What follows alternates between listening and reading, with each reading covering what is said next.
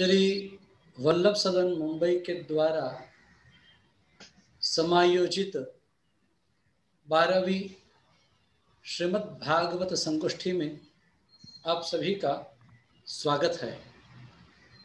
आज के इस प्रथम सत्र के वक्ता हमारे आदरणीय पूज्य श्री हिमेश जी चतुर्वेदी जी हैं। हिमेश जी चतुर्वेदी जी मथुरा से जुड़ रहे हैं। आपके पूज्य पितामह दादाजी व्याकरण के और वेदांत के प्रकांड पंडित थे।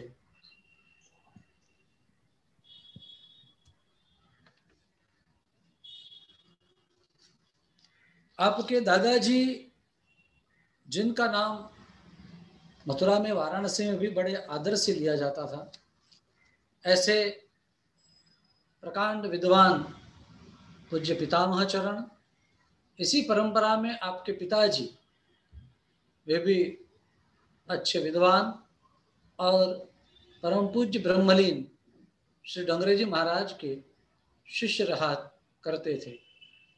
इसी परंपरा का निर्वहन करते हुए पूज्य श्री हिमेश शास्त्री जी स्वयं नव्य व्याकरण से आचार्य हुए और उसके बाद मथुरा में पूज्य श्री मनोहर लाल शास्त्री जी के चरणों में बैठकर श्रीमद् भागवत जी का यथाविधि अध्ययन किया।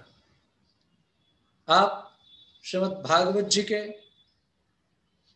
श्रीमद् भगवद गीता के, भक्तमाल के, श्रीमद् रामचरितमानस के एवं अन्य पुष्टि परंपरा के ग्रंथों के प्रवचन करता है। आपकी भागवत कथाएं भी चलती ही रहती हैं। आज हमारा सौभाग्य है कि वे आज यहाँ पर पधार सके, क्योंकि कल तक तो आप श्रीमद् भगवत चर्चा में, श्रीमद् भागवत की कथा में व्यस्त थे। कल ही उस कथा को विराम देकर आज यहाँ पर पधारे हैं, यह हमारा सौभाग्य है। ऐसे आदरणीय पूज्य श्री हिमेश शास्त्री जी से हमारा अनुरोध है कि वे अपना वक्तव्य शुरू करें। उसके पूर्व हमारे आदरणीय श्री हेमेन भाई पंड्या जी से हमारा विनम्र निवेदन है कि वे वैदिक मंगलाचरण करें। पूज्य श्री हेमेन भाई पंड्या जी।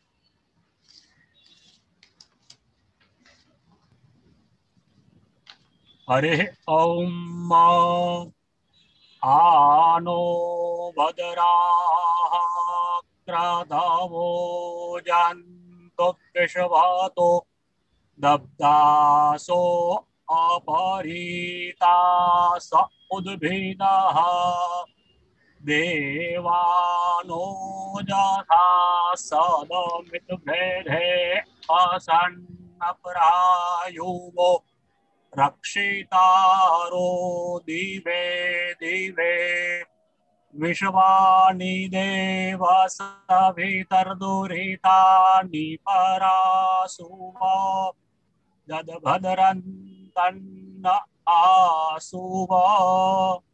ओम शांति शांति शांति। धन्यवाद श्री हेमेन भाई। बहुत ही सूचक मंगलाचरण, सूचक वेद मंत्र, आनो भद्राः क्रतवो यन्तु विश्वतः।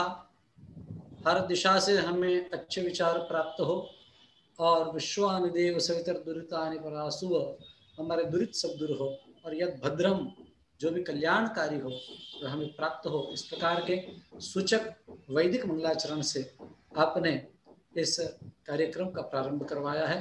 पुनः आपको वंदन, धन्यवाद। और अब हम चलते हैं हमारे मुख्य वक्ता की ओर, जो कि आज श्री भागवतार्थ प्रकरण की दशम स्कंध के जो जन्म प्रकरण के अंतर्गत जो चौथा अध्याय है, उसके बारे में हमें बताने जा रहे हैं। इनकी कुछ कारिकाएं हैं। इस पूरे अध्यायार्थ को वे इंगित करती हैं, उन कारिकाओं के अर्थ को हम देखेंगे और इसके बाद सुबोधिनी जी के कुछ श्लोक, करीब करीब 1 से लेकर 12 तक के श्लोक, उन सब श्लोकों का हम आस्वादन करेंगे। मैं इस वक्तव्य हेतु हमारे पूज्य श्री हिमेश शास्त्री जी से विनम्र अनुरोध करता हूँ। श्री शास्त्री जी।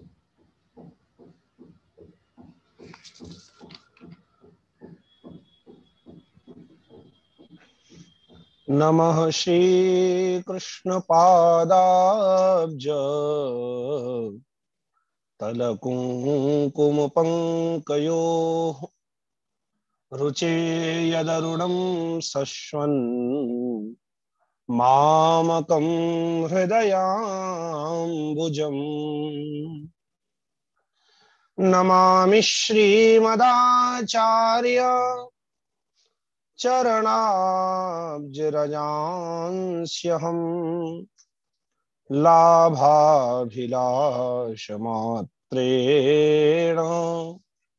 येषां कृष्णः प्रियो भवेत्।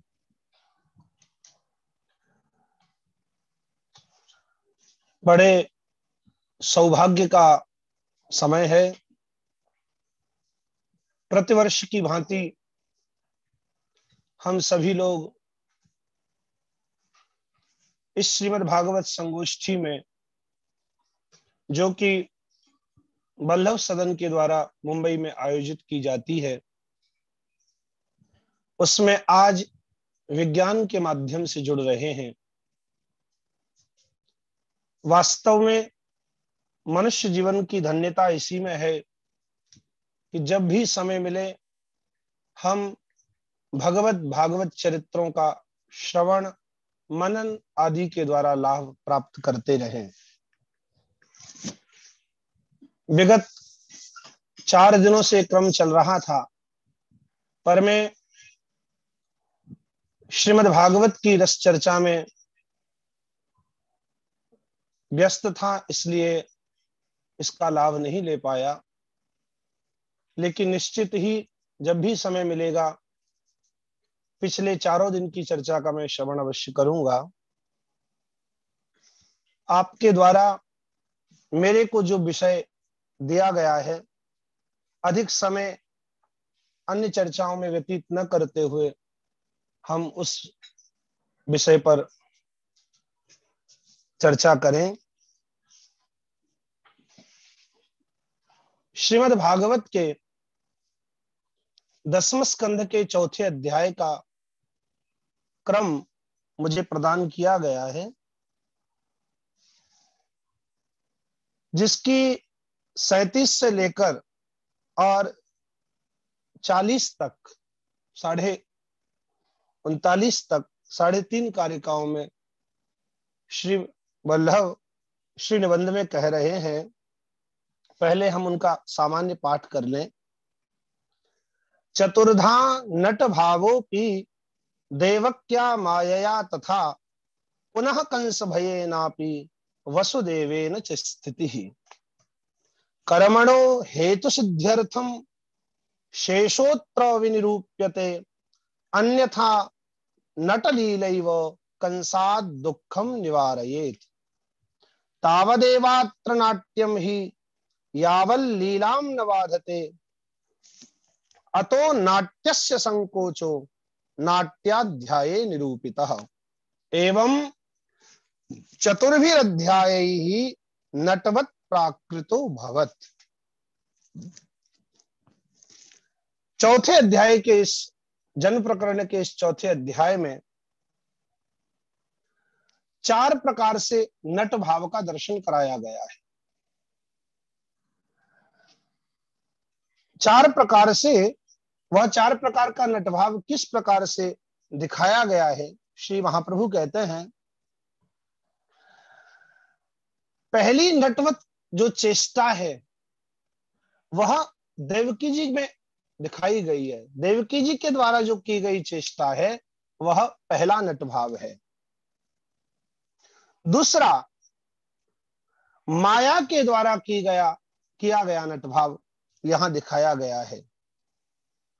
और तीसरा जो नटभाव है वह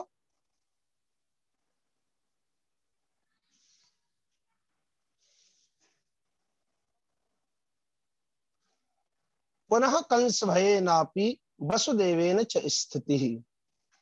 कंस के भय से वसुदेव जी की जो मथुरा में स्थिति बनी रही, यानी देवकी वसुदेव से जब कंस ने क्षमा याचन कर लिया, कंस ने देवकी वसुदेव को छोड़ दिया, फिर भी देवकी वसुदेव मथुरा को छोड़कर कहीं दूसरे स्थान पर नहीं गए। कारण ये रहा, अगर वसुदेव जी देवकी जी को साथ लेकर कंस के छोड़ दिए जाने पर कहीं अन्यत्र चले जाते हैं, तब कंस को यह शंका हो जाएगी, कंस को यह निश्चित रूप से अनुमान लगेगा कि निश्चित ही वसुदेव जी ने किसी तरह से बालक को कहीं छुपा दिया है, और बालक को छुपा करके देवकी वसुदेव कहीं अन्यत्र चले गए हैं। और यदि ऐसा होता है तो कंस पुनः अनिष्ट की प्रवृत्तियों में प्रवृत्त हो जाएगा। इसलिए वसुदेव जी सब कुछ जानने पर भी, कंस के द्वारा छोड़े दिए जाने पर भी मथुरा में ही रहे हैं, मथुरा को छोड़ करके कहीं गए नहीं। यह वसुदेव जी के द्वारा की गई नटवत चेष्टा है, जो कि माया के कारण हुई है।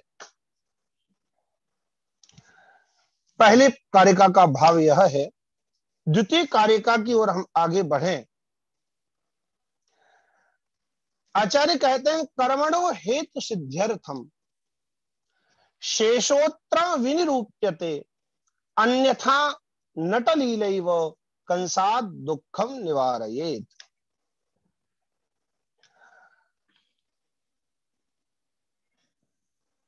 वसुदेवादि का जो अपराध कंस ने किया है, देवकी वसुदेव के प्रति जो कंस के द्वारा अपराध बना है, उन्हें कारागृह में डाल देना, तरह तरह के कष्ट देना, सभी पूर्व बालकों को मार डालना आदि जो अपराध के कार्य किए हैं, जब कंस को यह ज्ञात हुआ कि मेरे से जो कुछ भी हुआ मैंने गलत किया है देवकी वसुदेव से, तब कंस क्षमा मांगते हैं और कंस चरणों में गिर जाते हैं, क्षमा मांगते हैं। तत्पश्चात देवकी वसुदेव के द्वारा कंस को क्षमादान दे दिया जाता है। लेकिन कंस को क्षमादान करने पर अब कंस के वध में कोई हेतु नहीं बचता है। जब जिनके प्रति अपराध किया था, जिन देवकी वसुदेव के प्रति अपराध किया था, वह अपराध के लिए, उस अपराध के लिए कंस ने क्षमा याचन कर लिया, और क्षमा याचन करने के उपरांत देवकी वसुदेव ने उसे क्षमा भी कर दिया है। इसलिए फिर कंस का वध करने के लिए कोई कारण नहीं बचता। इसलिए कर्म के प्रयोजन को सिद्ध करने के लिए चौथा नटभाव यहां प्रस्तुत किया जा रहा है, विशेष रूप से निरूपित किया जा रहा है। समझने जैसी बात यह है, यदि कंस के सभी अपराधों की क्षमा कंस ने देवकी वसुदेव से मांगी और देवकी वसुदेव को क्षमा दान कंस को कर दिया गया है, देवकी वसुदेव ने कंस को क्षमा प्रदान कर दिया, फिर भगवान को कंस वध की जरूरत क्यों पड़ी? उसके लिए यहां कह रहे हैं, भले ही कंस को क्षमादान कर दिया गया है, लेकिन माया ने एक ऐसी व्यवस्था रच दी है, माया ने ऐसा एक खेल रच दिया है कि जिसके कारण कंस, आगे चल करके हम इस अध्याय के अंत में पाएंगे, कंस ब्रह्म हत्या आदि दोषों में प्रविष्ट हो जाता है। अर्थात कंस यदि ब्रह्म हत्या आदि न करे तो फिर उसके वध की आवश्यकता नहीं पड़ती। और माया का ये सारा जो खेल है ये सब भगवान के द्वारा प्रेरित करके कराया जा रहा है। भगवत कर्तृक नट भाव का दर्शन इस चौथे नट भाव में दर्शाया गया है। आगे आचार्य कहते हैं तावद एव अत्र नाट्यम ही, यहां पर यह नाट्य तभी तक है जब तक भगवत लीला में बाधा न पड़ रही। यदि भगवत लीला में बाधा पड़े, भगवत लीला में बाधा न पड़े तभी तक यह सब नाट्य दिखाया जा रहा है। और उसके उपरांत जब 5वें अध्याय का क्रम प्रारंभ होगा, तामस प्रकरण प्रारंभ होगा, तब भगवान आगे इस नाट्य का संकोच कर लेंगे। तो माया कर्तृक नटभाव, भगवत कर्तृक माया के द्वारा जो नटभाव दिखाया गया है वह चौथा नटभाव है। अतो नाट्य से संकोच, उसके बाद नाट्य का संकोच किया गया है। जो नाट्य यहाँ दिखाया गया है उसका भगवान ने फिर उसे समेट लिया है, समाप्त कर दिया है। एवं चतुर्थ अध्याय ही नटवत प्राकृतो भवत, इस प्रकार चौथे अध्याय में भगवान नटवत प्राकृत बालक के रूप में दिखाई पड़े हैं। तदुपरांत भगवान का पुरुषोत्तम रूप भगवान ने प्रकट करके दिखाया है। इन 3.5 कारिकाओं में इस चौथे अध्याय का पूरा अर्थ यानी 4 प्रकार के नटभावों का दर्शन मूल रूप से कराया गया है। यद्यपि आगे की जो 2 कारिकाएं हैं, क्योंकि मेरे लिए 41.5 तक की कारिका निश्चित की गई है, यद्यपि उसका संबंध जन्म प्रकरण से नहीं है, आगे के प्रकरण की कारिकाएं हैं, तथापि सामान्य अर्थ करके मैं निबंध के विषय को प्रणाम करूंगा। आगे की कारिका है अतः तामस भक्तानाम 28 क्रमात् मान मेयैः साधनैश्च फलैश्चापि पृथक पृथक भगवान सप्तधा लीलाम कुर्वन्नुद्धारकः परः पुरुषोत्तम रूपेण यच्चकार तदुच्यते। अब इसके बाद तामस भक्तों के उद्धारार्थ भगवान ने 28 अध्यायों में क्रमशः जो लीलाएं की हैं, जो चरित्र की हैं, उनका वर्णन अलग अलग 7-7 अध्यायों में करेंगे। उन चारों का यहां वर्णन किया जा रहा है। तामस प्रमाण प्रकरण 7 अध्यायों में, तामस प्रमेय प्रकरण 7 अध्यायों में, तामस साधन प्रकरण 7 अध्यायों में और तामस फल प्रकरण 7 अध्यायों में भगवान ने ये सुंदर सुंदर लीलाएं करके अलग अलग प्रकार की 7 प्रकार की लीलाएं अलग अलग करके तामस भक्तों का उद्धार पुरुषोत्तम रूप से ही किया है। इस प्रकरण में भगवान ने जो भी लीलाएं की हैं वे व्यूह रूप से नहीं अपितु पूर्ण पुरुषोत्तम रूप से की हैं। ये बात यहां इन कारिकाओं में बताई जा रही है। निबंध की सामान्य चर्चा, सामान्य भाव कहने के उपरांत अब हम श्रीमद् भागवत के 10वें स्कंध के चौथे अध्याय में जो महर्षि व्यास के दिव्य भाव हैं और उनके ऊपर हमारे आचार्य श्री महाप्रभु जी का जो अपना दिव्य चिंतन है, अक्षर अक्षर की जो उनकी अपनी एक दिव्य चर्चा है, उसके विषय में हम थोड़ा थोड़ा चिंतन करेंगे। सबसे पहले समझने जैसी बात यह है, पूर्व में आप लोगों ने श्रवण किया होगा श्रीमद् भागवत के जन्म प्रकरण में जो 4 अध्याय हैं, उन चारों में 4 अलग अलग बातों का निरूपण किया गया है। जैसा कि पूर्व में आप लोगों ने श्रवण किया है, दसम स्कंद के प्रारंभ की जो 28.5 कारिकाएं हैं, उनमें से 23वीं कारिका में श्री महाप्रभु वर्णन करते हैं, हेतुद्यम स्वीकरण कापट्यैहि प्रथमो महान प्रद्युम्नश्चानिरुद्धश्च वासुदेवास्तथा परः। इन सब की विशेष व्याख्या तो आपने हमारे पूज्य गुरुदेव श्री वसंत शास्त्री जी के श्रीमुख से श्रवण कर ही ली, लेकिन मैं संकेत मात्र के लिए यहां इतना निवेदन करना चाह रहा हूं कि जिन 4 अलग अलग बिंदुओं की चर्चा श्री महाप्रभु इस जन्म प्रकरण के 4 अध्यायों में स्वीकार कर रहे हैं, उसमें पहला है भगवद अवतार हेतु। प्रथमाध्याय में वर्णन किया गया है। भगवान के अवतार में हेतु क्या है, उसका वर्णन पहले अध्याय में।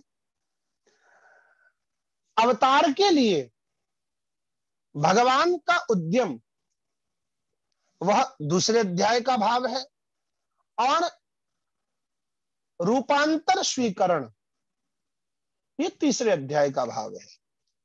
अब जो चौथे अध्याय में जिसमें हम प्रवेश करने जा रहे हैं, उसमें माया का कार्य कापट्य के रूप में वर्णन किया गया है।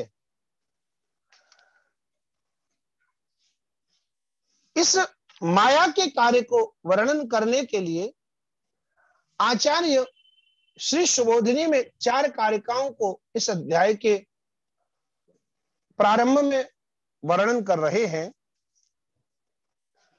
मायायाः कार्यम अधुना चतुर्थे विनिरूप्यते, अन्यथा भगवत कार्यम न भवेत् अनिमित्ततः।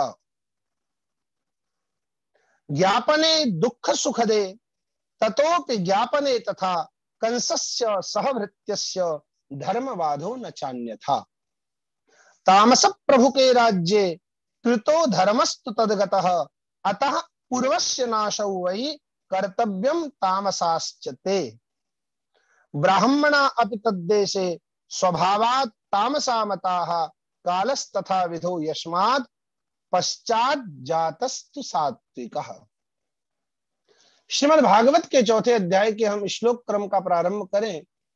1 से 12 तक के श्लोकों की संक्षिप्त चर्चा हम यहाँ शोभोधनी भावों के अनुसार करेंगे, लेकिन उसके पूर्व अध्याय को ठीक प्रकार से समझने के लिए इन 4 कारिकाओं का भाव साधारण रूप में हम समझें। श्री आचार्य चरण कह रहे हैं, यहां पर माया का कार्य विनिरूपित किया गया है। अधुना अर्थात चौथे अध्याय में। चौथे अध्याय में आचार्य चरण माया का कार्य बतला रहे हैं। माया का कार्य क्या है और भगवान का कार्य क्या है, पहले हम इसे अगर ठीक प्रकार से समझ लेंगे तो बड़ा समझने में आसानी रहेगी। माया के कार्य के रूप में बताया गया है, सर्वेषां दुःखदानम धर्मनाशश्च। माया के 2 कार्य हैं मुख्य रूप से, सभी को दुख देना और धर्म का नाश। ये दोनों माया के कार्य हैं। हम लोग पूछ सकते हैं भगवान का कार्य क्या है, क्योंकि भगवान का कार्य समझने पर ही ठीक प्रकार से माया का कार्य समझ में आवेगा। तो कहते हैं भगवान के जो कार्य है, अब उनका वर्णन कर रहे हैं। भगवान का कार्य है देवक्यादि नाम बंधन निवृत्ति और सर्वेशम सुखदानम धर्म रक्षादिकंच।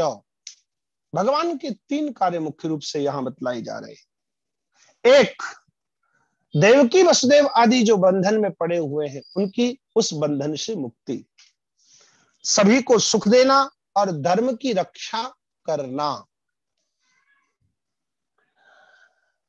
आचार्य कहते हैं यदि ऐसा यदि माया ऐसा कार्य न करती तो जो भगवान के कार्य हैं, जैसे देवकी वसुदेव आदि को बंधन से मुक्त करना, सभी को सुख देना तथा धर्म की रक्षा आदि करना, इनके लिए भगवान को पधारने की आवश्यकता न होती। अतः भगवान के इन सब कार्यों में भक्तों को दुख देना आदि जो माया के कार्य हैं, अगर ये न हो तो भगवान को पधारने की आवश्यकता न पड़े। इसलिए माया यदि कंस के द्वारा भक्तों को दुख दिला रही है, ब्रह्म हत्या आदि जो कंस जिन बातों से प्रेरित होकर के कर रहा है, तो भगवान को फिर अवतरित होने की जरूरत ना पड़ती। दूसरे कारिका में श्री महाप्रभु कहते हैं, ज्ञापने दुख सुखदे ततोपि ज्ञापने तथा कंसस्य सहवृत्यस्य धर्मवादो न चान्यथा।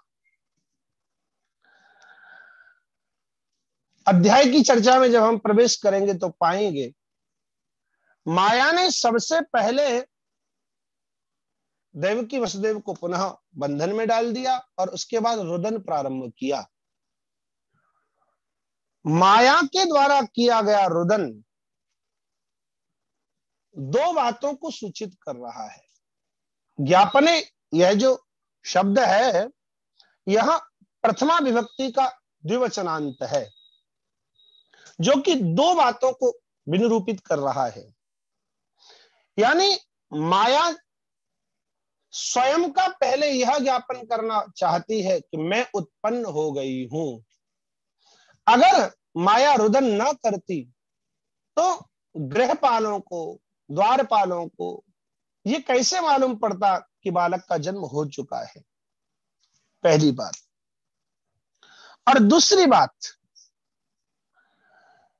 माया का द्वारपालों को रुदन करके यह बताना कि मैं उत्पन्न हो गई हूं, और कंस के जो वो द्वारपाल है वहां के कारागृह के, उन सबका दौड़कर जाकर कंस को यह बताना कि 8वें बालक का जन्म हो गया है।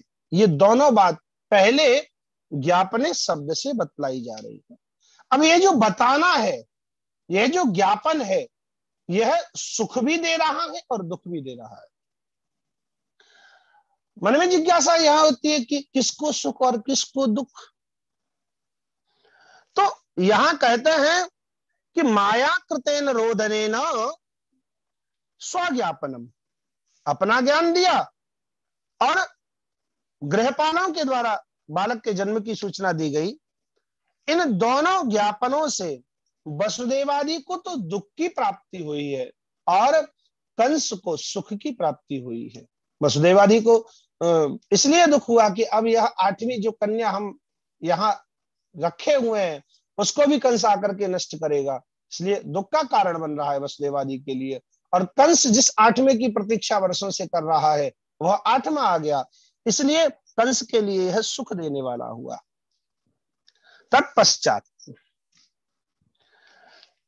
दूसरे पद में ज्ञापने दुख सुखदे ततोपि ज्ञापने तथा, पुनः ज्ञापन शब्द का प्रयोग हुआ है। उस दूसरे ज्ञापन शब्द का अर्थ यह बताया गया कि माया ने तो अपने प्रकट होने पर, चतुर्भुजी अष्टभुजी रूप में जब माया प्रकट हुई तब माया ने कंस को यह बताया कि तुझे मारने वाला कहीं पैदा हो चुका है, जातः खलु तवांत कृत, तेरे को मारने वाला कहीं पैदा हो गया है। और इसी बात को कंस ने जब अपने मंत्रियों के साथ मंत्रणा किया है तब कंस ने अपने मंत्रियों के सामने यह बात कही है। और यह जो सूचन है माया के द्वारा श्री कृष्ण के जन्म का सूचन कि कहीं वह तेरा अंत करने वाला प्रकट हो चुका है, और कंस का अपने मंत्रियों को यह सूचन, यह भी दुख देने वाला और सुख देने वाला दोनों ही है। यह समाचार भी दुख और सुख दोनों ही दे रहा है। भक्तों को दुख दे रहा है और कंस आदि और कंस के मंत्री आदि को सुख दे रहा है। यदि माया ऐसा कार्य नहीं करती तो कंस और कंस के मंत्री सेवक आदि, कंस के भृत्य सभी धर्म का नाश करने के लिए प्रयत्नशील नहीं होते। कंसस्य सहभृत्यस्य धर्मवादो न चान्यथा। चौथे कारिका में आचार्य कहते हैं कि कई बार मन में यह प्रश्न उठता है कि आखिर भगवान का अवतार तो धर्म की रक्षा के लिए होता है, भगवान का अवतार तो धर्म के स्थापन के लिए होता है, लेकिन यहां अगर एक विचार करें तो ऐसी ध्वनि निकल रही है कि भगवान का अवतार धर्म नाश में कारण बन गया।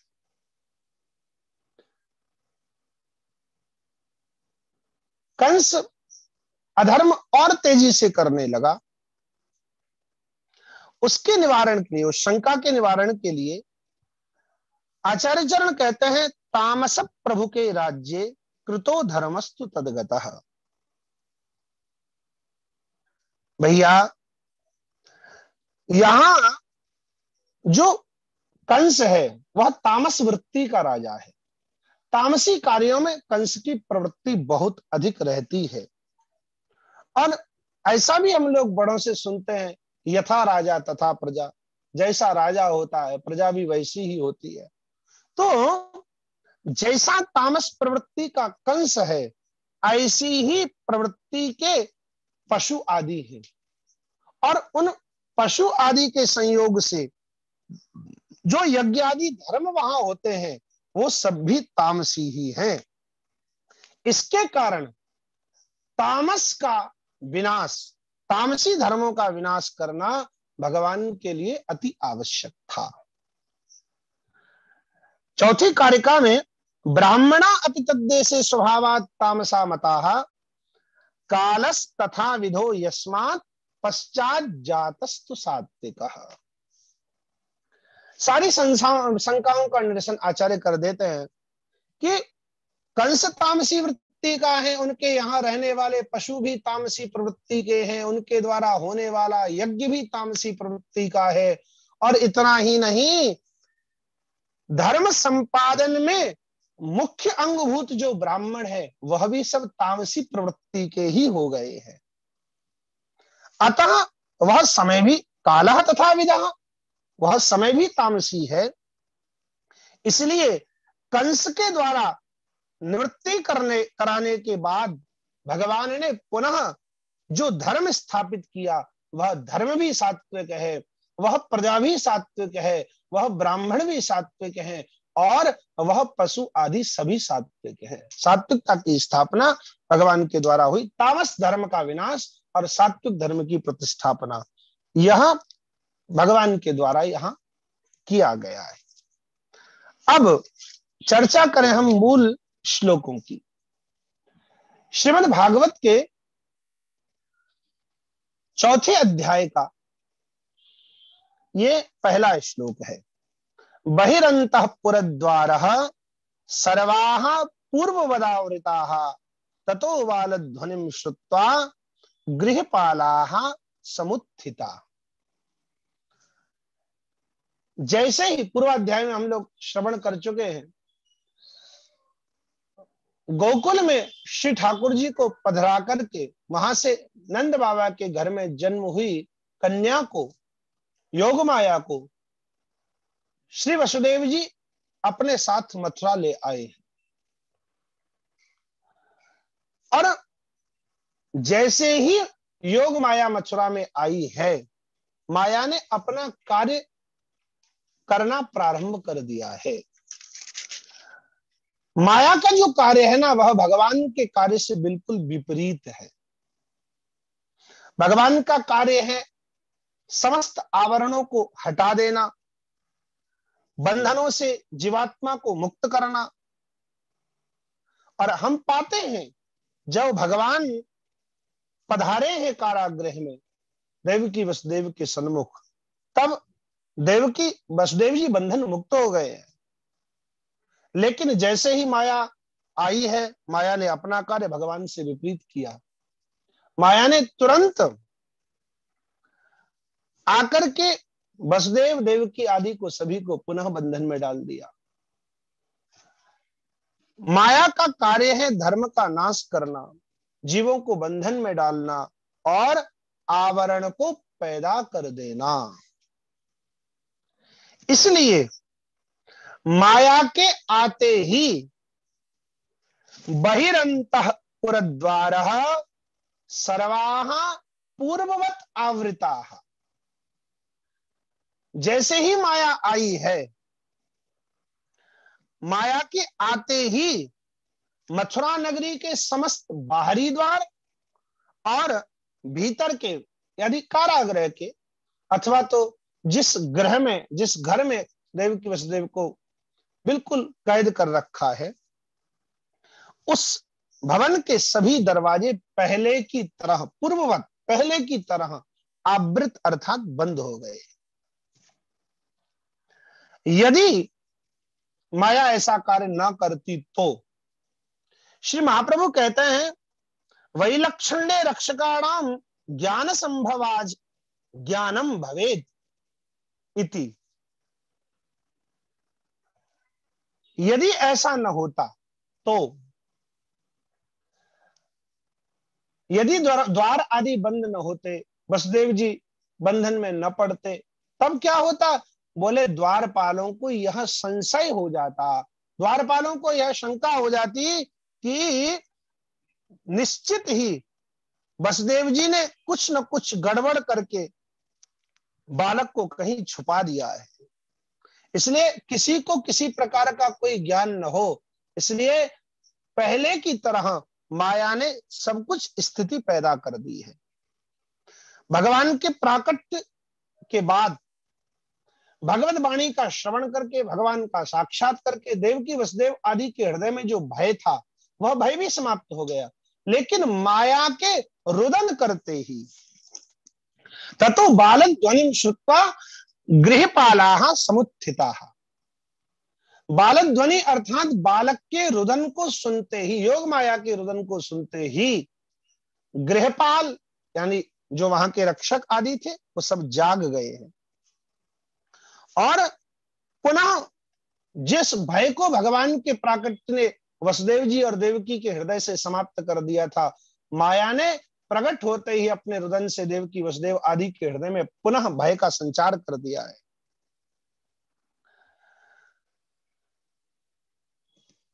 सम्यक प्रकार से माया का रोदन होते ही, कन्या का रोदन होते ही गृहपाल जाग गए हैं और द्वारपालों के जागते ही आगे अब वह क्या करते हैं उसकी चर्चा दूसरे श्लोक में की जा रही है।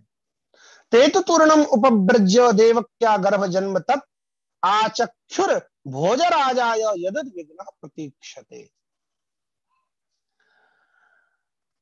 द्वारपालों ने अब क्या किया वह बात इस श्लोक में बतलाई जा रही है। ते अर्थात वे सब द्वारपाल, ते के पश्चात मूल श्रीमद् भागवत में तुकार शब्द का प्रयोग है। आचार्य चरण कहते हैं इस तुकार शब्द में भी एक विलक्षण अर्थ छुपा हुआ है।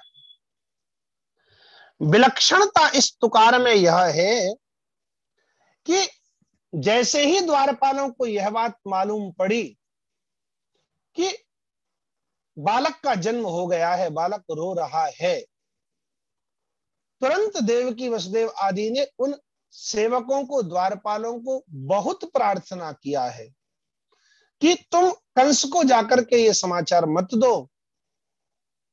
लेकिन बहुत प्रार्थना किए जाने पर भी द्वारपाल नहीं माने और वो कंस के पास गए हैं। इतना सारा भाव केवल तुकार शब्द से यहां व्यक्त किया गया है।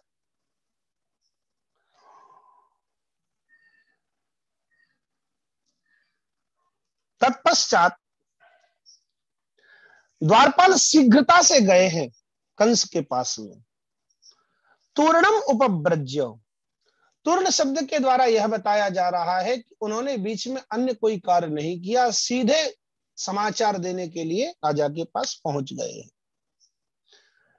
हो सकता था दूर से भी समाचार दिया जा सकता था, लेकिन समीप में जाकर के द्वारपालों का कंस को समाचार देना, इस बात से यह भाव निकल करके आ रहा है कि दूरात कथने निलायनादिकम संभविष्यति। यदि दूर से ही कहते तो हो सकता था वसुदेव जी आदि कहीं दूर चले जाते, भाग जाते कहीं, इसलिए नजदीक जाकर के उन्होंने इस बात को कंस से कहा है। क्या कहा? देवक क्या गर्भ जन्म तत्, देवकी के 8वें गर्भ का जन्म हो चुका है। अब यहां ध्यान दें, यहां यह स्पष्ट किया जा सकता था कि देवकी के 8वें पुत्र का जन्म हो गया है, देवकी के 8वें कन्या का जन्म हो गया है, लेकिन मूल महर्षि व्यास कहते हैं मूल में देवक क्या गर्भ जन्म तत्, क्या समाचार दिया? बोले देवकी के 8वें गर्भ का जन्म हो गया है, क्योंकि उन्हें इस बात का ज्ञान नहीं है द्वारपालों को कि पुत्र है या पुत्री। तत्शब्द से ये प्रसिद्धि के अर्थ में तत्शब्द का प्रयोग किया गया है, जिससे यह बतलाया जा रहा है कि ये तो प्रसिद्धि ही है कि अब 8वां जन्म लेने वाला है, इसलिए हम आपके समीप बताने आए हैं। द्वारपाल पहुंचे वहां। कंस के लिए मूल में यहां आचक्षुर भोजराजा या भोजराजा शब्द का प्रयोग किया है, जिसके पीछे उद्देश्य यह बताते हैं आचार्य सुबोधनी में कि ये राजा है, भोजवंशियों का राजा है। यदि हम यहां जाकर इनको समाचार न देंगे तो निश्चित ही ये हमारा अनिष्ट करने वाला है। जिसके जन्म का आप प्रतीक्षा कर रहे थे, कंस जिसके जन्म की प्रतीक्षा कर रहा था कि कब होगा, कब पैदा होगा, कब होगा, जिनके जन्म की प्रतीक्षा में कंस था, उसी 8वें बालक का आज जन्म हो गया है। कंस प्रतीक्षा में उद्विग्न था, यदुद्विग्न प्रतीक्षते, बहुत उद्विग्न था। तीसरे पद्य में महर्षि व्यास कह रहे हैं, भगवान शुभदेव कह रहे हैं, सतल्पात तूर्णमुत्थाय कालो यमिति विह्वलः सूति गृहमगात् शीघ्रम प्रस्खलन मुक्त मूर्धजः। अब कंस को जब समाचार मिल गया तब कंस की स्थिति का वर्णन किया जा रहा है तीसरे पद्य में। कंस की कैसी स्थिति है? बोले सतल्पात तूर्णम उत्थाय, वह अपने सैया पर पड़ा हुआ था। तल्पात तूर्णम उत्थाय, सैया पर पड़ा हुआ था और सुनते ही तुरंत उठ गया। पहले तो उठा, तूर्णम अविचारेण उत्थितः, बिना विचार पूर्वक बस एकदम से उठ करके बैठ गया और मन में सोचने लगा, कालोयम, यह मेरा काल है। अब इसके आने के बाद, 8वें के आने के बाद मेरे जीवन की संभावना बहुत कम है, इसलिए अब विह्वल हो गया है। इसके बाद अब जीवित रहने की संभावना नहीं है। यह निश्चय करके, निश्चित ही अयम भगवान एव कालः, यह मृत्यु देने के लिए भगवान स्वयं आए हैं काल के रूप में, यह सोच करके विह्वल हो गया, सारे अवयव विकल हो गए उसके। सूति ग्रहम प्रसूति स्थानम, जिस स्थान पर जन्म हुआ, सूति ग्रह मगात शीघ्रम, सूति का ग्रह की तरफ चल पड़ा है कंस, तुरंत, अविलंब, शीघ्र, और अन्य किसी कार्य में ना लिया, ना अपना कोई अस्त्र शस्त्र उठाया, ना किसी पहरेदार को साथ में लिया, बस सीधा चल दिया है।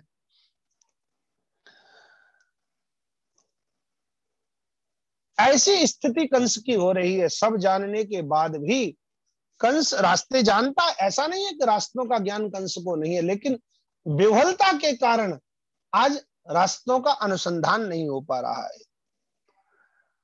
प्रस्खलन इति मार्ग अज्ञानम, मुक्त मूर्धज, यानी देह का भी भान नहीं है और मार्ग का भी भान नहीं है। बाल खुले पड़े, रात्रि में सोता है तो बाल खोल करके सोता है, केस बिखरे पड़े हैं। देह का अज्ञान और मार्ग का अज्ञान, इन दोनों शब्दों से बतलाया है। चौथा पद्य है, तमाह भ्रातरम देवी कृपणा करुणम सती स्नुषेयम तब कल्याणो स्त्रियम मां हंतुमर्हसि।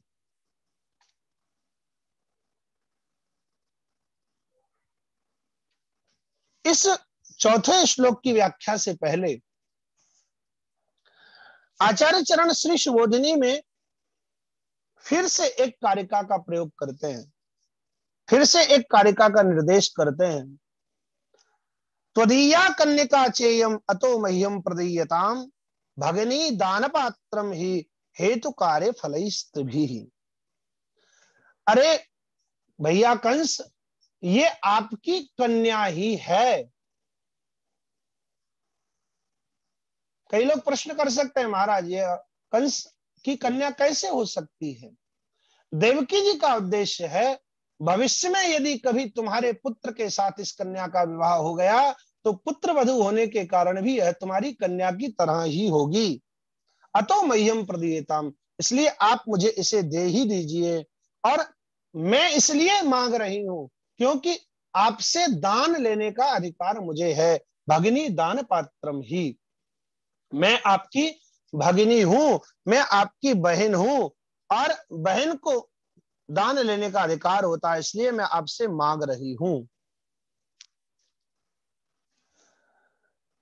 इन तीन बातों को, हेतु, कार्य और फल, इन तीन बातों को देवकी जी ने आगे वाले 3 श्लोकों में कहा है। यद्यपि यहां समझने के लिए पहले हम यह देख लेते हैं, तमाह भ्रातरम देवी कृपणा करुणम सती स्नुषेयम तब कल्याणो स्त्रियम मां हंतुमर्हसि। इस चौथे श्लोक में तुझे पुत्र वधू रूप से फल प्राप्त होगा, तो फल की चर्चा पहले पद्य में की है। और 5वें श्लोक में पुत्र कई का प्रदीयताम, इस पद से दान रूप कार्य कहा है। और 6ठे श्लोक में नन्वहम ते ह्यवर्जा से हेतु का निरूपण किया गया है। तो कई बार यहां पर यह जिज्ञासा उठ सकती है कि मूल में हेतु और फिर उसके बाद कार्य और फिर उसके बाद फल का वर्णन किया गया है, लेकिन जब हम श्रीमद् भागवत में दृष्टि डालते हैं तो पहले श्लोक में फल, दूसरे में कार्य और तीसरे में हेतु का निरूपण है। तो इस शंका के समाधान के लिए यह बात स्पष्ट कर दी गई है सुबोधिनी कारिका व्याख्याकार की ओर से कि लोक में पहले कारण होता है, तत्पश्चात कार्य होता है और तत्पश्चात फल का निरूपण होता है। इसलिए कारिका में उस लोक के सिद्धांत के अनुसार हेतु, कार्य और फल का वर्णन क्रमशः किया गया है और श्रीमद् भागवत में थोड़ा सा भिन्नता है।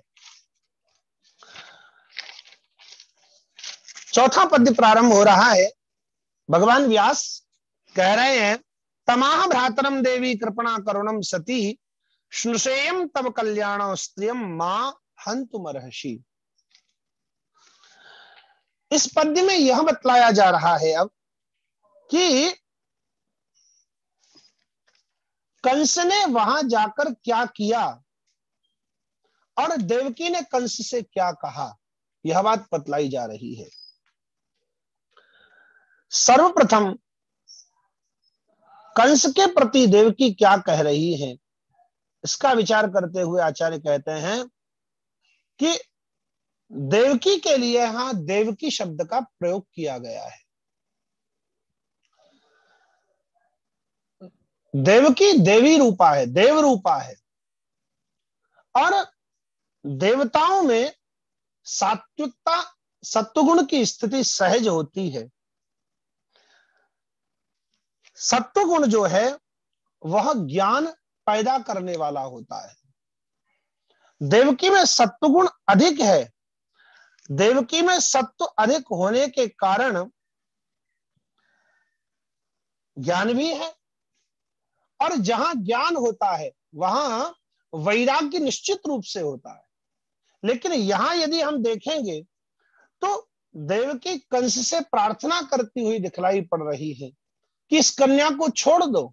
तो कई लोग यह शंका कर सकते हैं, यहां यह शंका की गई है कि आखिर देवकी में जब ज्ञान भी है, देवकी जानती है सब कुछ, सारा ज्ञान देवकी को है, और देवकी में वैराग्य भी है, और ज्ञान वैराग्य दोनों के रहते देवकी जी किस कारण से इस प्रकार की याचना कंस के सन्मुख कर रही है?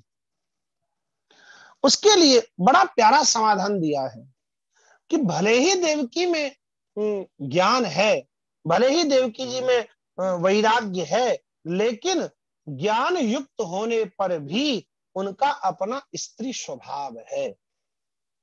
यद्यपि श्री पुरुषोत्तम जी की पंक्तियां हैं, यद्यपि ज्ञान युक्ता तथापि स्त्री स्वभावात आह।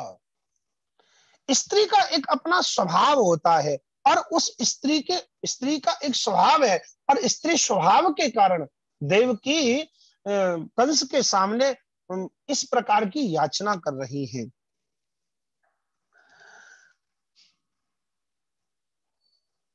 यहां बड़े प्यार से यह बात योजनाकार के द्वारा समझाई गई है कि मनुष्य का, जीव का जो अपना स्वभाव होता है वह उसके मस्तक पर विराजमान रहता है।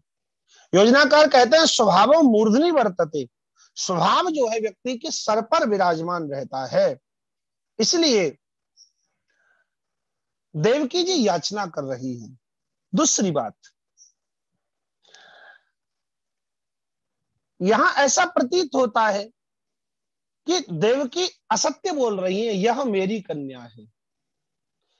श्री महाप्रभु कहते हैं किसी के प्राण संकट में हो और प्राण रक्षार्थ यदि असत्य भी बोला जाए तब निंदा नहीं है, तब उस असत्य को असत्य नहीं माना जाता। ऐसा श्रीमद् भागवत का वाक्य है।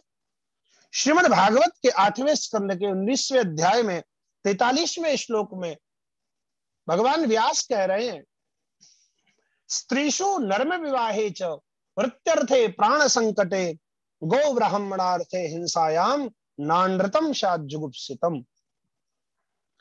तो यहां असत्य बोलना, देवकी के द्वारा जो ये कहा जा रहा है कि यह मेरी कन्या है, यह असत्य नहीं है। क्योंकि किसी पराये की कन्या भले ही हो, चाहे अपनी कन्या हो, यदि किसी के प्राण संकट में हो और उसके हिंसा से उसके प्राणों को बचाने के लिए यदि झूठ बोला जा रहा है तो वह सत्य नहीं है।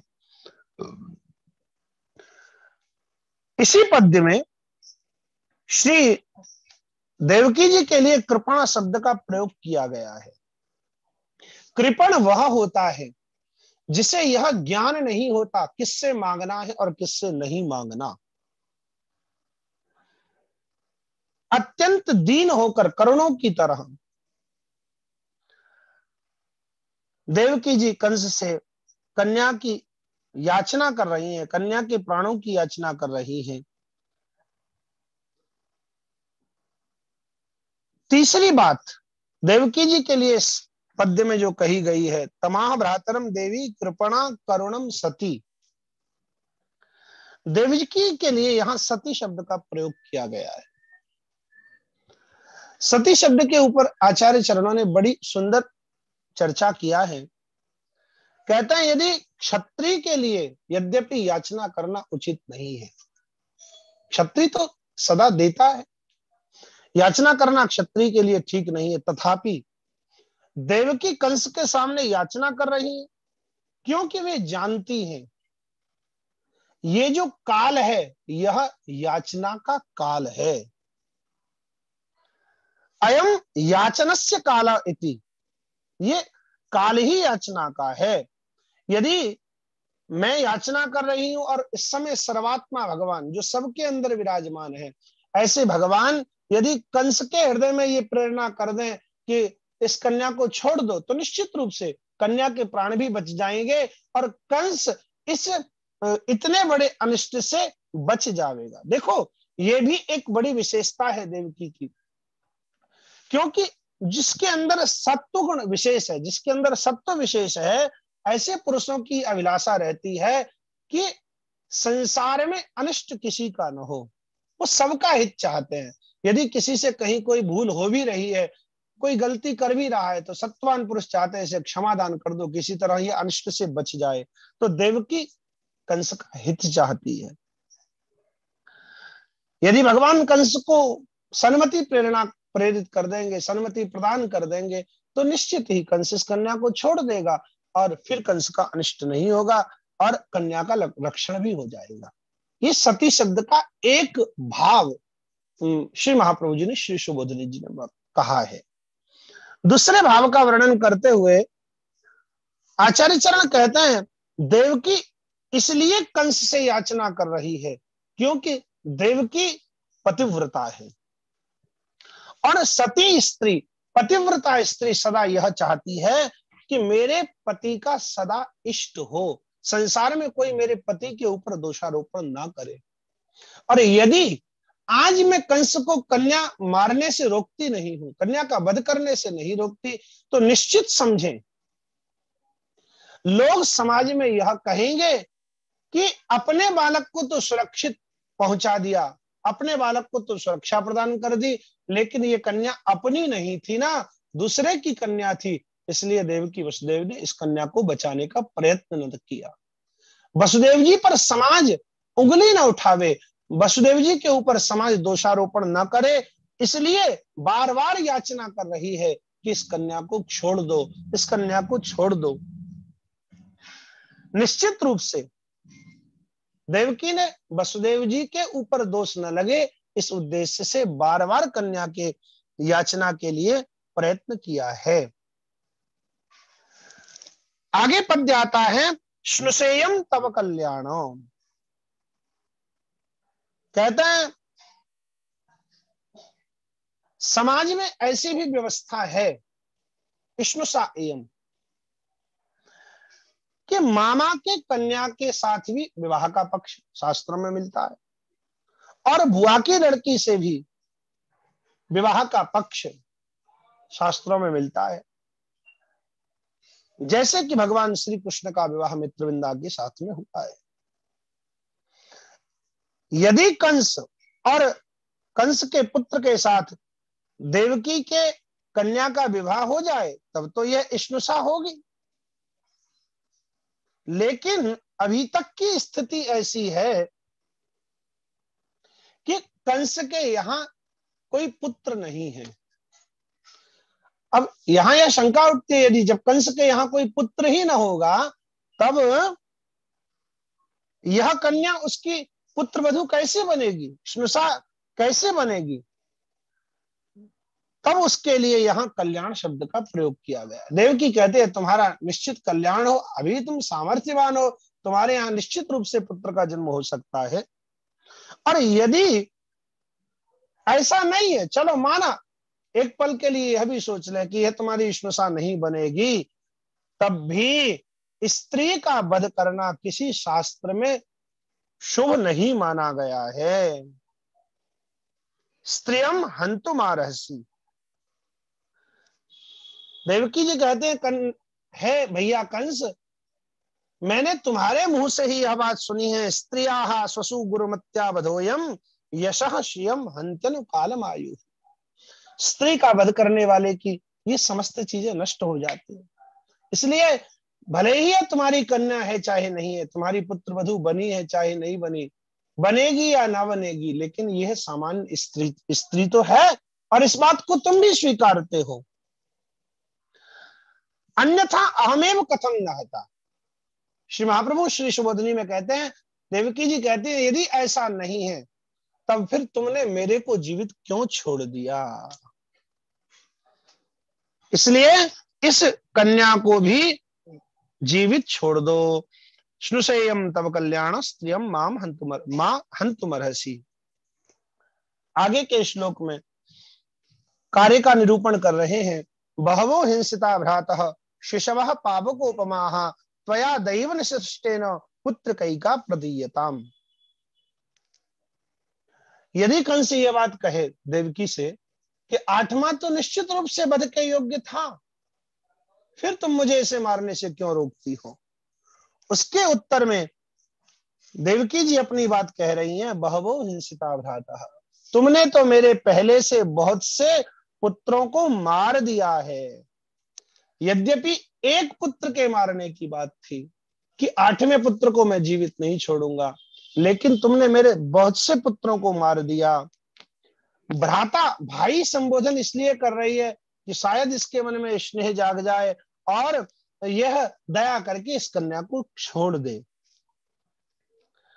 अब वह बालक कैसे थे जिनको तुमने मार दिया भैया, वो बालक कैसे थे। कहते हैं शिशवः पावकोपमा, वो सभी बालक उनकी आकृति देख करके, यद्यपि जन्म के तुरंत बाद तुमने उनको सभी को मार दिया, तथापि उनकी आकृति देख करके यह ज्ञात होता था वह सभी बहुत बलशाली हैं, बहुत शक्तिशाली हैं, ऐसा उनकी आकृति को देख करके मालूम पड़ता था, और वो अग्नि के समान तेजस्वी है ऐसा मालूम पड़ता था। अब थोड़ा सा स्नेह प्रदर्शित करती है, क्योंकि देवकी जी जानती हैं स्नेह से बहुत कार्य बनाए जा सकते हैं, इसलिए थोड़ा स्नेह प्रकट करते हुए कहती हैं त्वया दैव निसृष्टेन, उनको मारने में तुम्हारा कोई दोष नहीं है, क्योंकि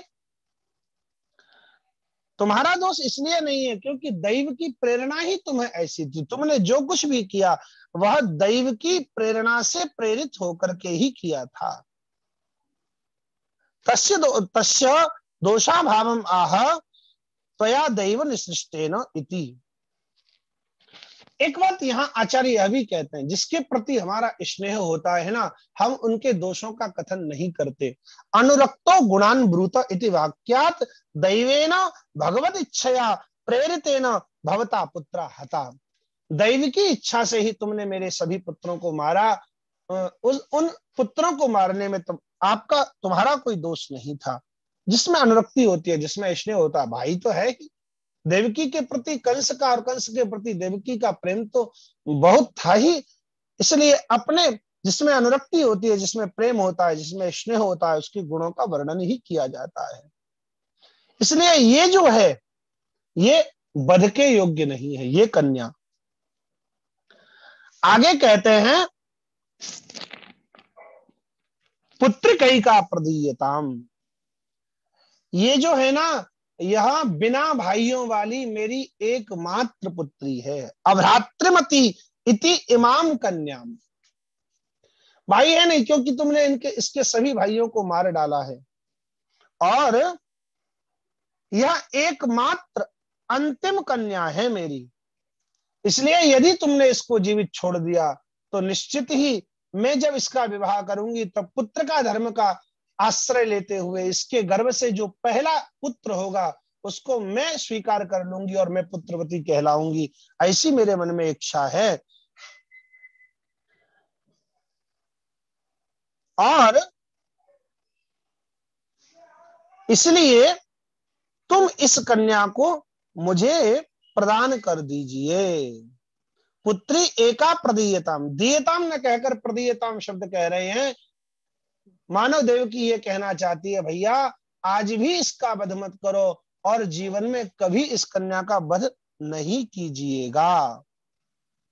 कालांतरम अपि अमारणीय, कालांतर में भी इस कन्या का वध न कीजिएगा, ऐसा देवकी के द्वारा कहा गया है। 6ठे श्लोक की चर्चा में हम प्रवेश करें। नन्वहम ते ही अवरजा दीना हतसुता प्रभो दातुमर्हसि मंदाया अंगे माम चरमाम प्रजाम। अब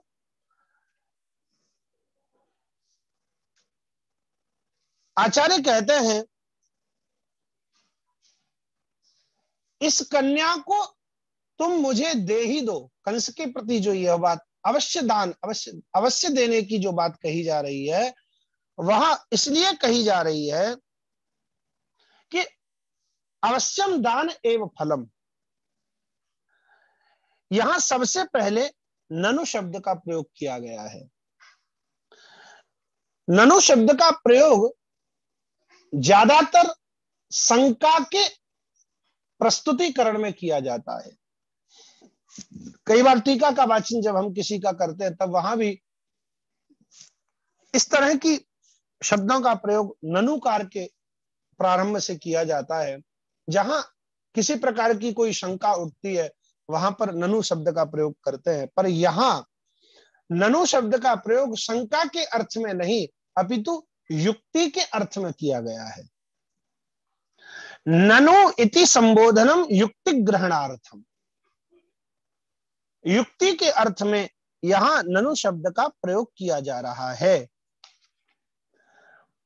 भगवान शुकदेव कह रहे हैं, कंस के प्रति देवकी यह बात कह रही है कि इस कन्या को अवश्य मुझे दे दो। इसमें हेतु है। हेतु क्या है? बोले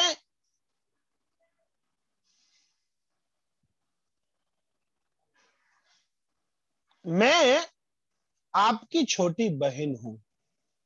ननु नन्वहम ते ही अवर्जा, अवर्जा शब्द छोटी बहन के लिए यहां प्रयुक्त किया गया है और यह बात अनुभव से भी सिद्ध है। तुम भी जानते हो इस बात को कि मैं तुम्हारी छोटी बहन हूं। इसमें किसी की बताने की आवश्यकता नहीं है। मैं तुम्हारी बहन हूं ये तुम जानते हो और तुम मेरे भाई हो इस बात को मैं भी अब ये जो अवर्जत्व है यह उभय अनुभवी है, उभय दोनों तरफ से अनुभव में है, इसको बताने की जरूरत नहीं है। और जो छोटी बहन होती है वह दया की पात्र होती है। अवर्जा दया पात्रम, मैं दया की पात्र, छोटी बहन पर दया करना बड़े भाई का हक है। और इस समय मैं दीन हूं। नन्वहम ते ही अवर्जा दीना हतसुता प्रभो। दीन किस लिए है? बोले दुखी है। शोकादि ने चारों तरफ से देवकी को घेर रखा है। इतने पुत्रों की मृत्यु हो चुकी, शोक है जीवन में। और शोक का हेतु क्या है? बोले हतसुता इति, तुमने मेरे सभी पुत्रों को मार दिया, मेरे सभी पुत्र मारे जा चुके हैं, इसलिए। आगे कहते हैं प्रभो, प्रभो कह करके राजा का सामर्थ्य, कंस का सामर्थ्य दिखाया जा रहा है। प्रभो इति संबोधनम दान सामर्थ्य द्योतनार्थम, तुम इसे देने में मुझे समर्थ हो, तुमको किसी से पूछने की जरूरत नहीं है, किसी से आज्ञा लेने की जरूरत नहीं है, इसलिए इस कन्या का दान मुझे अवश्य कीजिए। अतएव दातुमर्हसि, इसलिए मुझे दे ही दे दीजिए। अब इसके बाद में मूल में दातुमर्हसि मंदाया, देवकी जी के लिए मंदाया शब्द का प्रयोग किया। मैं मंद हूं, यह बात कही जा रही है। मंदाया शब्द से मंद भाग्य बताया गया, मेरा भाग्य बड़ा मंद है। क्यों मंद है? मैं मंद भागिनी क्यों हूं? बोले श्री महाप्रभु कहते हैं मंदाया इत्यतः परम रजो भाव सूचितः। अब गर्भ धारण करने का सामर्थ्य मुझ में नहीं है, मेरा मासिक धर्म निवृत्त हो चुका है, मेरा रजो धर्म निवृत्त हो चुका है, अब मैं गर्भ को धारण करने की शक्ति नहीं रखती, इसलिए मैं मंद हूं। एवं ये जो कन्या है अंगेमाम चरमाम प्रजम, चरमाम अर्थात अंतिम कन्या है यह मेरी, इसलिए आप मुझे इस कन्या को दे ही दीजिए।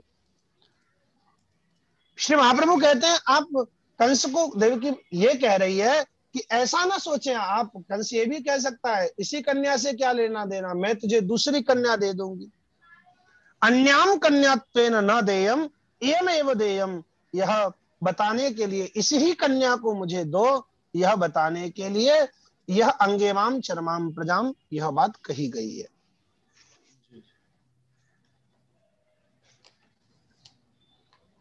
क्या समय अधिक हो रहा है? हाँ जी। जहां आप कहेंगे वही रोक देंगे, कोई दिक्कत नहीं हमको। नहीं तो हो सके तो उसको पूरा संक्षिप्त कर दें जी, संक्षिप्त कर दें। हाँ जी, हो गया है समय। ठीक है ठीक है ठीक है।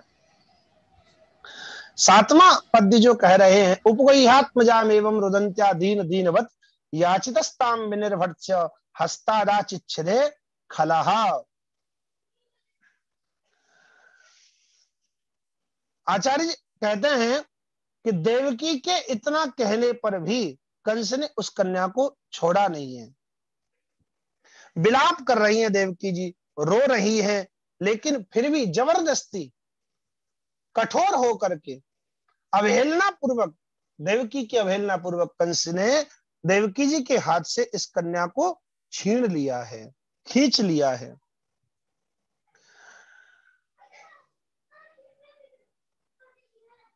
श्रीमद आचार्य चरण यहां वर्णन करते हैं, मुख्य रूप से छोटी बात जो इसमें विशेष ध्यान देने योग्य है इस श्लोक में, देवकी जी ने इस पद्य में अपनी इस कन्या के लिए आत्मजा शब्द का प्रयोग किया है। आत्मजा शब्द का अर्थ होता है मुख्य रूप से, साधारण रूप से यदि देखें तो अपने से जन्म ली हुई कन्या ही आत्मजा हो सकती है। लेकिन श्री महाप्रभु जी यहाँ आत्मजा शब्द का विशेष अर्थ कर रहे हैं। आत्मजाम इति आत्मनो भगवतः सकाशात जाताम। आत्मन शब्द से यहाँ भगवान अर्थ ग्रहण किया गया है। भगवान से उत्पन्न हुई कन्या को यहाँ आत्मजा कहा जा रहा है। व्यवहार में आने वाले शब्द भले ही उनका प्रयोग व्यवहार में किया जा रहा है, लेकिन व्यवहार में किए जाने वाले शब्द भी अपने अर्थ का परित्याग नहीं करते और आत्मा शब्द का मुख्य अर्थ परमात्मा ही है, ऐसा यहां जानना चाहिए। दूसरी एक बात और, जैसे देह इंद्रिय आदि के लिए आत्मा शब्द का प्रयोग बार बार किया जाता है, जैसे किसी बालक को स्वीकार कर लेने पर, दत्तक लेने पर, भले ही वह अपने से जन्म नहीं हुआ लेकिन उसको आत्मा शब्द से व्यक्त किया जाने लगता है। दत्तक होने पर भी पुत्र आत्मजत्व उसमें नहीं है, फिर भी दत्तक है वह बालक, आत्मजत्व नहीं है उसमें, फिर भी उसके लिए आत्मा शब्द का प्रयोग होने लगता है। ठीक उसी प्रकार देवकी जी ने अपने पुत्र के स्थान पर लाई गई इस कन्या को अपनी पुत्री के रूप में स्वीकार कर लिया है। यह आत्मा शब्द से यहाँ व्यंजित किया जा रहा है। तो इस पद्य में मुख्य रूप से इस बात पर जोर बहुत दिया है कि आत्मजा शब्द का प्रयोग देवकी जी ने अपनी इस कन्या के लिए कैसे किया। रो रही है देवकी और रोते रोते रोदन कर रही है, क्योंकि ये यशोदा की कन्या है। इस बात को देवकी जानती है। और दीनाम दीनात अपि दीना, मुख्य श्लोक में, मूल श्लोक में दीन दीनवत प्रयोग है, 2 बार दीन शब्द का प्रयोग है, जिसके ऊपर प्रकाश डालते हुए श्री महाप्रभु सुबोधनी में कहते हैं, जैसे पहले दैव के द्वारा पुत्र मार दिए गए और उसके बाद में फिर शरीर में रोग आ गया, पुत्र है नहीं, पति है नहीं। ऐसा संसार में कई लोगों को हम देखते हैं, परिवार में पुत्र चला गया, पति चला गया, पिता चला गया और उसके बाद में रोगों ने और शरीर को घेर लिया।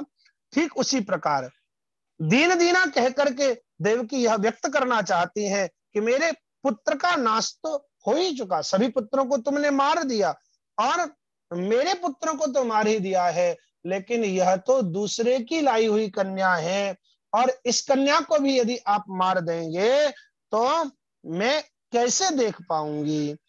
इसलिए परापत्य नाशम अपि पश्यती थी, स्वपुत्र नाशम दृष्टवती, स्वपुत्र का नाश देख चुकी हूं और अब दूसरे के द्वारा लाई गई जो कन्या है, दूसरे की जो कन्या है, उसका भी मैं मृत्यु होते हुए देखूंगी। तो इसलिए दीनाद अपि दीना, दीन दीनवत शब्द का प्रयोग यहां किया गया है। अब कंस ने जबरदस्ती एक हाथ से देवकी के हाथ को पकड़ा है और दूसरे हाथ से उस कन्या को खींच लिया है। इस प्रकार का जो इस प्रकार की जो क्रिया है और उस क्रिया के कारण कंस को इस पद्य में खल शब्द से कहा गया है। याचितस्ताम विनिर्भर्त्स्य हस्तादा चिच्छदे खलः। तत्पश्चात ताम गृहीत्वा चरणयोर जात मात्रा स्वसुः सुताम अपोथयत् शिला पृष्ठे स्वार्थोन्मूलित सौहृदः। अब कंस ने उसे पकड़ करके, उसे स्वीकार करके, ग्रहण करके क्या किया, उस बात का वर्णन इस 8वें श्लोक में कर रहे हैं कि इस प्रकार से पकड़ा है कि जैसे मारने के उद्देश्य से ही उसे पकड़ा है। यदि हम किसी बालक को सामान्य रीति से उठावें तो कमर से पकड़कर उठाते हैं, हाथों से पकड़कर उठाते हैं, लेकिन इसके पकड़ने का प्रकार ही यह व्यंजित कर रहा है। उससे उसी से यह देखने में समझ में आ रहा है कि कंस ने मारने के लिए ही कंस बालिका को ग्रहण किया। ताम गृहीत्वा चरणयो, चरण से पकड़ा। जात मात्रा, बालिका की कन्या की कोमलता बताने के लिए बता रहे हैं। जात मात्रा, अभी जन्म ही तो हुआ है, अभी इसका नाल छेदन भी नहीं हुआ है। और स्वसु सुताम, अपने भाई की बेटी है। कंस जानता है इस बात को, लेकिन इन सब के जानने के बाद भी कंस बिल्कुल विरुद्ध कार्य कर रहा है। और किस प्रकार पटका उस कन्या को, तो कहते हैं अपोथयत शिला पृष्ठे, आंगन में एक शिलाखंड पड़ा हुआ था। स्नान आदि के लिए आंगन में शिलाखंडों की व्यवस्था पूर्व काल में की जाती थी, और उस पर पटका कैसे? आचार्य कहते हैं अथोपयत प्रक्षाल्यमान वस्त्रम एवं प्रक्षिप्तवान। जैसे हम लोग कभी कभी देखते हैं धोबी घाट पर रजक लोग, धोबी लोग जब कपड़ों को धोते हैं तो एक पत्थर के ऊपर पटक पटक करके उस कपड़ों को मारते हैं। इस प्रकार से जोर से उस विशाल शिलाखंड पर कंस ने उस कन्या को पटका है। निश्चित ही यह बात सौहार्द दिखाने के लिए नहीं की जा रही। ऐसा स्वार्थ रहित हृदय कंस का कैसे हो गया? यदि ऐसी किसी के मन में शंका हो तो उसके लिए कहते हैं स्वार्थोन्मूलित सौहृद, अपना स्वार्थ बड़ा प्रबल है। मूल में स्वार्थ ही है कि कोई लेना देना नहीं, सारे सौहार्द को भूल करके कंस इस कन्या को मारने लगा है। 9वें श्लोक की बात कर लें। सा तद्धस्तात् समुत्पत्य सद्यो देव्यंबरम गता अदृश्यता अनुजा विष्णोः सायुधाष्ट महाभुजा। सा, वह कन्या, तद हस्तात्, कंस के हाथ से छूट करके, समुत्पत्य, आकाश में गई है, और आकाश में जाकर के सद्यः देव्यंबरम गता, सद्यः आकाशे शेनवत स्थिता, अंबरम गता ततः सद्यः शेनवत स्थिता, बाज की तरह आकाश में जाकर के खड़ी हो गई है वह कन्या। कंस आदि सभी इस दृश्य को देख रहे हैं, और उस कन्या में ऐसा सामर्थ्य कहां से आ गया? तो उसके लिए कहा अदृश्यता अनुजा विष्णु हो, विष्णु की अनुजा होने के कारण, विष्णु का छोटी बहन होने के कारण, भगवान की छोटी बहन होने के कारण इसमें यह बात आई है। और अब यहाँ विचार रूप से देवकी और यशोदा की एकता को बताया गया है। विचार से देवकी और यशोदा दोनों एक ही हैं। साधारण बात के लिए, आप सब लोगों की समझ के लिए मैं बता दूं, यद्यपि इस पर चर्चा बहुत की गई है, लेकिन समयाभाव के कारण, कि गोपाल चंपू पूर्व के 3रे अध्याय में यह विशेष प्रकरण मिलता है, और इसका विचार भी वहां पर किया गया है कि यदुवंश शिरोमणि जो देवमीढ़ नाम के राजा हैं, उनकी 2 पत्नियां हैं।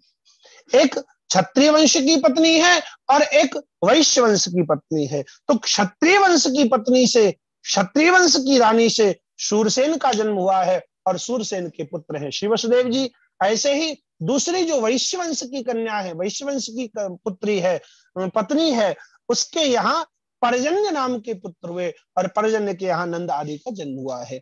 इस दृष्टि से यदि देखेंगे तो वसुदेव और नंद भाई भाई हैं, और यशोदा और देवकी आपस में संबंध होने के कारण विचार करने पर बहन बहन सिद्ध हो जाती हैं, और इस कारण से भगवान की अनुजा योगमाया को कहा गया है। सामान्य अर्थ मैंने आपके सभी के सामने निरूपित किया। अब इस कन्या ने रूप कैसा प्रकट किया? बोले सायुधाष्ट महाभुजा। भगवान श्रीमन नारायण जब प्रकट हुए, ठाकुर जी जब प्रकट हुए, तब तमद्भुतम बालक ममुजे क्षणम चतुर्भुजम शंख गदायुधायुधम। भगवान 4 हाथ लेकर के प्रकट हुए थे, 4 भुजाओं वाले प्रकट हुए थे, लेकिन योग माया ने 8 भुजाएं धारण कर ली है। 8 भुजा धारण करने का उद्देश्य श्री महाप्रभु कहते हैं यह है कि यह भगवत कार्य और अपना खुद का कार्य, दोनों कार्यों को करने जा रही हैं। इसलिए इन्होंने अष्टभुजा वाला रूप धारण किया है। भगवत कार्य क्या है? बोले देवकी आदि की बंधन से निवृत्ति। और भगवत स्व कार्य क्या है? बोले सर्वेशम दुख दानम धर्म नाशश्च। इस प्रकार 8 भुजा वाली यह देवी प्रकट हुई है। अब यह रूप इसका कैसा दिखलाई पड़ रहा है? दिव्य सड अंबरालेप रत्नाभरण भूषिता धनुशूल धनुशूलेषु चरमासी शंख चक्र गदाधरा। इस देवी के वस्त्र भी दिव्य हैं, इस देवी की माला भी दिव्य है, इस देवी का आलेप चंदन आदि भी दिव्य है, और रत्नों से जड़ित जो इसके आभूषण जिनसे यह भूषित है वो आभरण भी दिव्य हैं। दिव्य का अर्थ है कभी मैला नहीं होते, कभी उनकी गंध समाप्त नहीं होती, कभी चंदन बिगड़ता नहीं है, कभी रत्न धूल दूषरित नहीं होते, उनकी दिव्यता सदा बरकरार रहती है। ये दिव्यता का भाव है। अब इन्होंने 8 भुजाओं में जो अस्त्र शस्त्र धारण किए हुए हैं उनका वर्णन करते हैं। वाम भाग में धनुष, ढाल, शंख और गदा, ये तो वाम के चारों हाथों में है, और दक्षिण चारों हाथों में बाण है, तलवार है, त्रिशूल है और चक्र है। सिद्ध चारण गंधर्वी रप्सरः किन्नरो रवै उपाहृतो बलवी स्तूयमानेदमब्रवीत। सिद्ध चारण गंधर्व, अप्सरा, किन्नर और उरग, ये 6 लोग देवी की स्तुति कर रहे हैं। उनके लिए जो पूजा आदि के पदार्थ हैं उनको, उन साधनों को अपने हाथ में लिए हुए हैं। बलि शब्द का अर्थ पूजा के साधन भी है, और बीच बीच में जो जयकार करते हैं, जय हो जय हो जय हो, उसे भी बलि शब्द से कहा गया है। नमः शब्द को भी बलि शब्द से व्यंजन किया जा सकता है। इन सभी के द्वारा स्तूयमाना, जो स्तुति की गई है, जिनकी ऐसी जो देवी हैं, वो कंस को मारने में स्वयं सामर्थ्यवान है, लेकिन फिर भी उन्होंने कंस का वध नहीं किया। क्यों नहीं किया? उसके लिए अंतिम श्लोक अति संक्षेप में कहकर मैं अपनी बात को पूरा करूं। देव्युवाचो किम मया हतया मंद जातः खलु तवांतकृत यत्र क्वचित् पुरुषत्रुर् मा हिंसी कृपणाम वृथा। यद्यपि स्वयं योग माया ये देवी भी कंस के वध को करने में समर्थ है, लेकिन फिर भी नहीं मारती। उसका कारण यह है कि योग माया स्वयं कह रही है कि जाता खलु तवांतकृत, तुमको मारने वाला कहीं पैदा हो चुका है, यत्र क्वचित। इसलिए स्थान का निर्देश इसलिए नहीं करती क्योंकि देवताओं के लिए भी यह गोपनीय है, गुह्य है, इसलिए उस स्थान का प्रयोग नहीं करती, स्थान का निर्देश नहीं करती। और मैं तुम्हें आखिर मारूं भी क्यों? तुम्हारे पूर्व शत्रु भगवान श्री हरि हैं, इसलिए वही प्रकट होकर के आपको मारेंगे। इसलिए आप इन देवकी को मत मारो, क्योंकि ये देवकी कृपणा है, इसलिए इनको मार करके व्यर्थ में अपने माथे आप कलंक ना लो, ऐसा बताने के लिए। अतः कृपणाम देवकी मां हिंसी, इन कृपण देवकी का वध मत करो। तस्यावधे न कोपी पुरुषार्थ सिद्धेत, देवकी को मारने से आपका कोई पुरुषार्थ सिद्ध नहीं होगा। अतो वृथैव मां हिंसी, इसलिए उनको न मारें, ऐसी मेरी आपसे आज्ञा समझें, प्रार्थना समझें, भगवती का आदेश है। योग माया ने अपनी बात कही, जितना बन सका संक्षेप में मैंने अपनी बात को आप सभी के सामने सरल से सरल शब्दों में रखने का प्रयास किया। आप सभी को बहुत बहुत बार बार वंदन, बार बार सब प्रेम। जय श्री कृष्ण, जय श्री राधे।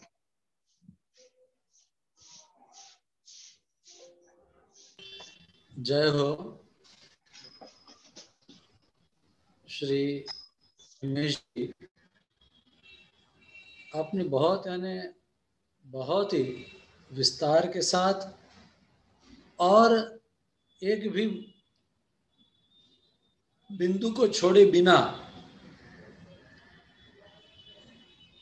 बताने की बहुत अच्छी चेष्टा की है, और जिससे हमें तो यूं लग रहा था कि हम सुनते रहे, लेकिन क्या है, इसके बाद के अग्रिम 3 वक्ता हैं और किसी अन्य को समय से जाना हो, समय से आना हो, ये भी एक संयोजक के रूप में मुझे काफ़ी आपत्ति होती है। इसलिए आपको बीच में हमने ये कहा कि हाँ समय हो चुका है, नहीं तो ऐसे लगता था कि आपको बस सुनते रहे ऐसे लग रहा था। बड़े आनंद की बात है। आज इस क्रम को यहीं पर विराम देते हैं और 2-3 मिनट के बाद फिर एक बार अगले सत्र के लिए मिलते हैं, क्योंकि अभी संवाद के लिए समय नहीं है। मेरे भी 1-2 कुछ प्रश्न और संगति के लिए मुझे कुछ वसंत शास्त्री जी से पूछना था, लेकिन फिर कभी बात होगी, तब की बात तब है। आज के सत्र को हम यहीं पर विराम देते हैं। धन्यवाद। पुनः पूज्य श्री हिमेश जी, आपको प्रणाम।